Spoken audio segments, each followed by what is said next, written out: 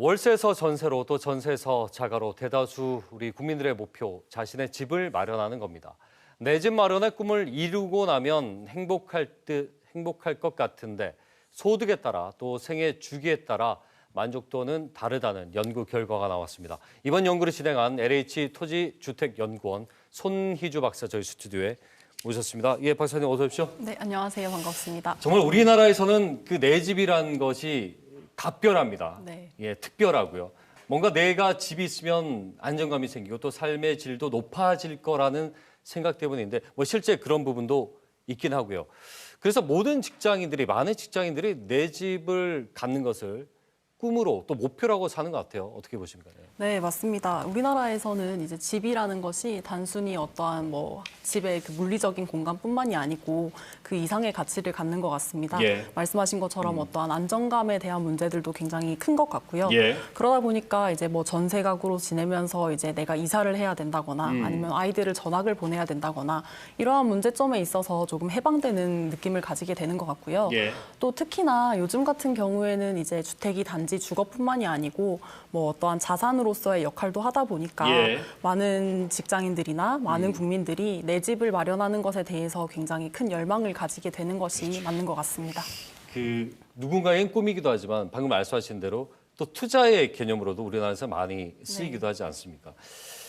내 집 한 채만 있었으면 네, 많은 분들이 지금 이 방송 보면서도 그런 생각을 할 것 같은데 근데 막상 한 채를 가졌을 때 그 만족도가 무작정 높아지고 안정감 있게 되는 것이 아니라 소득별로 또 생애 주기별로도 차이가 나는 것이 사실 이번 연구에서 가장 주목할 부분이긴 해요. 네. 예, 말씀 잠깐 해주시죠. 네, 이제 이번 연구의 결과들을 한 문장으로 요약을 드리면 예. 내가 내 집을 마련한다라는 것이 이꼴 행복을 뜻한다라는 게 모두에게 적용되지는 않는다라는 결과를 도출을 하였습니다. 예. 그래서 요거를 쉽게 말씀을 드리면 전 국민이나 뭐 이런 전체적인 대상을 놓고 보았을 때는 임차냐 자가냐를 놓고 우리가 삶의 만족도에 차이가 있다라고는 보이지 않았었고요. 아, 그래요? 네, 예. 되려 이제 소득 수준이나 아니면 생애 주기에 따라서 사람들을 조금 더 세분화하였을 때는 네, 네. 그들에게 있어서 이 집이 가지는 의미가 단기적이든 장기적이든 그 효과가 다르게 나타나는 것을 관찰할 수가 있었습니다. 그렇군요. 그러면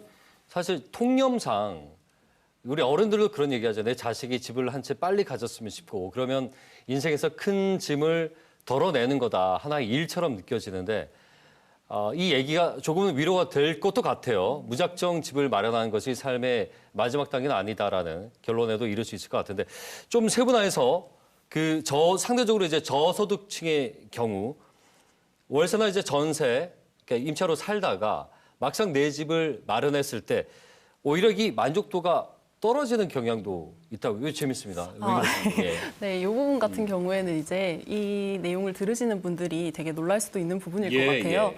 근데 저희 연구 같은 경우는 이제 효과를 두 가지로 나누어서 봤거든요. 한 사람을 이렇게 추적해서 연구를 진행을 하다 보니까 예. 이 사람이 자가로 전환되는 그 시점에서의 변화를 단기 효과로 보았고요. 그리고 자가에서 계속해서 머무르면서 이렇게 누적해서 쌓이는 효과를 장기 효과로 나타내 예. 보았습니다. 이때 결과가 지금 말씀하신 부분은 단기 효과에 해당하는 부분이에요. 네네. 이 내용 같은 경우에는 저희가 이제 자가로서 전환이 되면서 가지게 되는 기쁨이나 어떤 성취감도 있을 수 있지만 예. 반대로 뭐 이렇게 대출금이나 저희가 생각하지 못했던 뭐 관리비적인 측면들 이런 것들로 인해서 경제적인 부담이 되게 크게 다가올 수 있다라는 점이죠. 근데 이거를 단순히 이제 저소득층에서 자가라는 것이 뭐 나쁘다 이렇게는 말씀드릴 수 없고요. 장기 효과까지 같이 묶어서 봐야 될 것 같은데 예. 장기 효과 측면에서 본다면 저소득층은 중고소득층에 비해서는 뒤에 이어서 이렇게 올라가는 상승폭이 더 크게 나타납니다.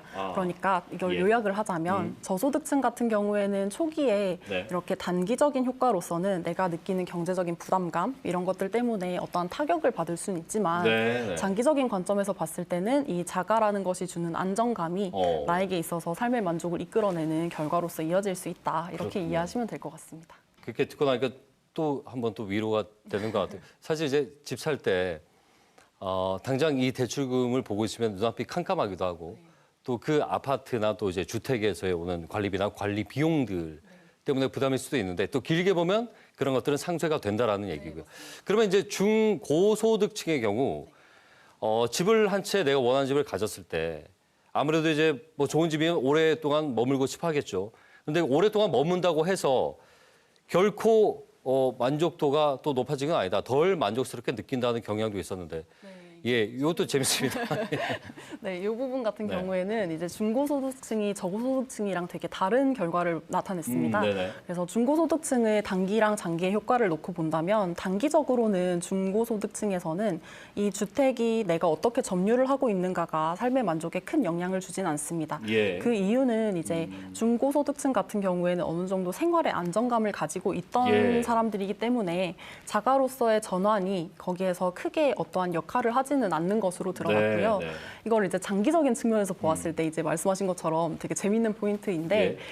되려 이제 장기적으로 내가 자가를 유지하는 기간이 늘어날수록 삶의 만족도가 낮아지는 것으로 예, 드러났거든요. 그래서 이거를 저희 연구진도 되게 어떻게 풀어내야 할까 고민을 많이 했었는데 결과적으로는 기대 불일치 이론이라고 네. 사람들이 내가 이 집에 살면서 느끼게 되는 느낌들이 사실상 저희가 적응을 하면서 이게 초반에는 내 집이 너무 좋았지만 가면 갈수록 남들의 집들이 더 좋아 보이고 그리고 예. 저희 요즘같이 인터넷이나 TV가 많이 예, 예. 활성화된 시기에서는 비교를 할 수 있는 대상들이 계속해서 많아지거든요. 그러니까 그런 점에서 오는 어떠한 내가 기대는 높아지는데 거기에 부합하지 못하는 것에서 오는 불일치라고 저희는 해석을 하였습니다. 이걸 굳이 좀 더 깊게 보자면 인간의 이게 내면과도 관련 있는 문제인데 네, 맞습니다. 욕망은 끝이 없다라는 그렇죠. 네. 또 다른 차원에서 보면 그리고 이제 경제학적으로는 이제 한계 효용과도 네. 좀 맞닿아 있는 부분인 것 같네요. 그렇군요. 근데 이제 내 집 마련을 중요하게 생각하는 이유 중에 하나가 이 소득과 상관없이 노후 생활에서 주는 이제 안정감이라는 거거든요. 이 부분은 어떻게 좀 보십니까? 네, 그렇죠. 저희가 이제 주택을 자가로 전환하고 싶어 하는 가장 큰 이유 중에 하나가 안정감이라고 볼 수 있겠는데요. 예. 특히 이제 노후에 오는 안정감이라고 볼 수 있겠는데 다만 이번 연구에서는 그 결과가 조금은 또 다르게 나왔습니다. 예. 네, 그래서 그 결과를 보면은 노년기 같은 경우에는 단기랑 장기로 또 나누어서 설명을 드리면 노년기에서 내가 집을 마련을 하면서 단기에 느끼는 효과들은 되려 이렇게 하락하는 결과를 가져왔습니다. 예. 네, 그 결과를 이제 해석을 해보면 노년기에 있어서 집을 새롭게 마련을 하고 경제적인 어떤 부담을 진다라는 것들이 예. 경제적인 측면에서나 이게 소득이 없는 시기이기도 하니까 네네. 생활적인 측면에서 그것이 부담으로 작용하는 것으로 해석을 해보았고요. 네네. 이게 또 장기적인 측면에서 보았을 때는 이 주택을 어떻게 소유하는가가 크게 영향을 미치진 않는 것으로 그래요? 드러났어요. 예. 네, 그래서 오히려 이 시기에는 그러면은 어떤 것들이 영향을 줄까를 저희가 한번 파악을 해보았을 때 영향을 주는 것들 중에 영향을 주는 것들이 이제 나의 생활 환경이 어떠한가, 그리고 내가 지불해야 하는 주거비가 내 예. 생활 수준에서 그게 감당 가능한 수준인가, 그리고 내가 살고 있는 이 동네의 환경이 어떠한가, 이런 것들이 더 크게 영향을 주는 것으로 드러났습니다. 그러니까 결국 이제 나의 동산도 중요해졌다는 거예요. 네. 가처분 소득 이제 당장 쓸 수 있는 현금이 얼마나 있느냐. 이게 이제 집에 너무 투자가 되는 경우에는 만족도가 떨어질 수밖에 없고. 요즘 이제 주택연금 많이 하지 않습니까? 네. 이것도 이제 상관이 좀 있을 것 어느 같네요. 정도 연결은 될 수 있을 것 같습니다. 네. 예. 그리고 방금 말씀하신 대로 이 뭐 소득이나 생애 주기 상관없이 일관되게 나타난 부분이 이제 근린인데, 그러니까 쉽게 얘기하면 이제 이웃이나 내 주거 환경, 입지가 되겠죠. 이 부분이 이제 공통적인 부분인가 보네요. 네, 맞습니다.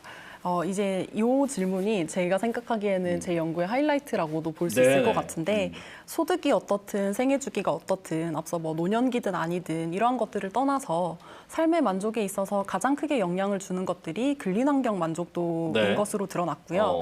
여기서 이제 동네라고 하는 것은 저희가 사실상 느끼게 되는 뭐 밤길이 안전한지 그리고 뭐 병원이나 시장은 가까운지 이런 것들을 포괄하는 내용이 예. 되겠고 저희가 이 항목을 뽑아낼 때 동네의 범위를 어떻게 볼 것인가를 놓고 보았을 때 이 동네라는 것은 단순히 뭐 반경 몇 미터 이렇게 물리적인 공간은 아니고요. 네네. 사람들이 생각하는 내 생활권이라고 생각을 하시면 됩니다. 예. 그래서 어떤 사람들은 몇 분 거리를 생각할 수도 있을 것 같고 어떤 사람들은 뭐 대중교통을 타고 나가서 가는 시장까지를 상대적으로. 내 동네라고도 생각할 수 있을 것 같습니다. 요거는 이제 우리가 통념상에 생각하는 부동산 입지 상급지와는 조금 차이가 네. 있을 수 있는 부분이고. 네, 개인에 짧게요. 예, 마지막으로 그 연끌을 많이 해요. 네.